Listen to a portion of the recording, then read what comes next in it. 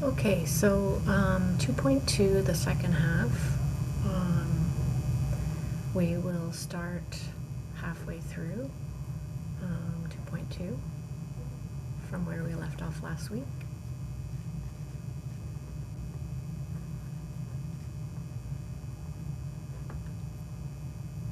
Okay, so we did all of this.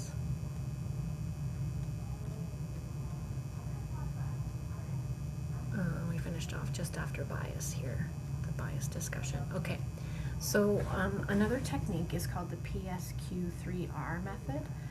Don't worry about memorizing the acronym necessarily, but each of the letters represents a different way to look at text. So decoding is the process of translating letters into words that you can pronounce and understand, and then comprehension involves understanding the overall meaning of what you read. Okay, so down here the P stands for previewing and predicting. So looking at the pictures, looking at any images, graphs, the title, maybe the first sentence of each paragraph, and just trying to guess what it might be about.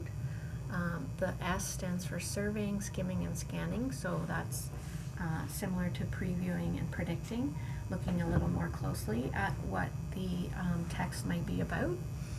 And then really important is Q for questioning. So that's asking questions before you read, kind of like the KWL chart that we did, during the reading, and then after the reading would be more like making connections to ourselves and outside the text, okay? And then the 3 R's stand for reading, reciting, and reviewing. So we read something, and then you can recite it or review it by talking about it. And if you can't remember, the technique is to go back and reread until you can say it in your own words. And then reviewing is just reviewing. Okay? So previewing and predicting turns the title into a question. Read or look at the pictures. Recall, so recall what you already know about the topic, and then think about what you might find out as you read. Okay? So we did this as a class. We turned each of these articles into a question and then made a prediction of what it might be about. Okay? When we are surveying, skimming, or scanning, we want to look for these formats in most texts. So title, headings, first and last paragraphs, words that are in italics or boldface, and any pictures, charts, or graphs. Okay? This one, if you could do on your own in practice using survey, skim, scan, and then look at the title, the lead sentence, which is the first sentence of the first paragraph, and then the concluding sentence, which would be the last sentence in the last paragraph, and then work through the questions down here at the bottom. What is the title, lead sentence, concluding sentence, etc., etc. Okay?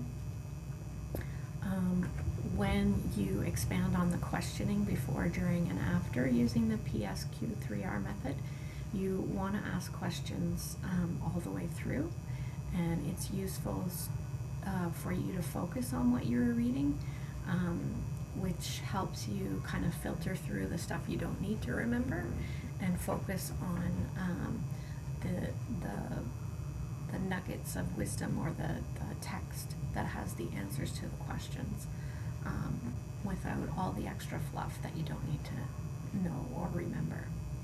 Okay, so before you read, you might ask these questions. While you read, you're going to ask these questions. After you read, you're going to ask these questions. Okay? Then we went through in the lines, between the lines, and in your head. So different ways to look at predictions and what the story might be about. So between the lines, we don't know why Jack and Jill went to fetch a pail of water, right? So we want to kind of be a detective when we read between the lines. So you're looking for answers with what is not said necessarily in the text. Kind of like when you're watching a mystery video and you have to figure out who the murderer was, right? And then in your head, you might make some predictions about why was Jack and Jill fetching a pail of water, right? Maybe they had no indoor plumbing, maybe their pipes were frozen, maybe they were really, really hot and they wanted to pour water over themselves in the summer. Those kinds of things you could think about in your head, okay?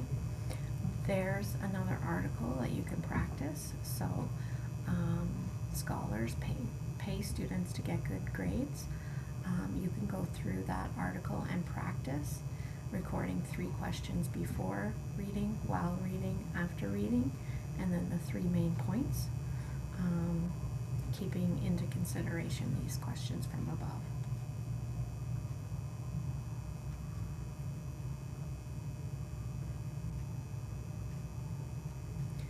The read, recite, and review is highlighted here, and then summarizing. So for the summarizing, you're going to go back to Angel on the Bus, and you're going to answer who, what, where, when, why, and so what of the article. So those were the pieces that you highlighted from last week. So you don't have to go back and read every single word. You're going to go right to the highlighted portions to get the answers for who, what, where, when, why, etc. Okay? There's one more practice here about monarch butterflies. And so you can practice by writing out a summary.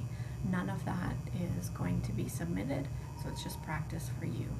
What you're going to submit is you're going to do the L topic, or the KWL chart that we did last week. You're going to fill in the L portion, and I'm going to email you all that KWL chart right after this video, and then you can work through that.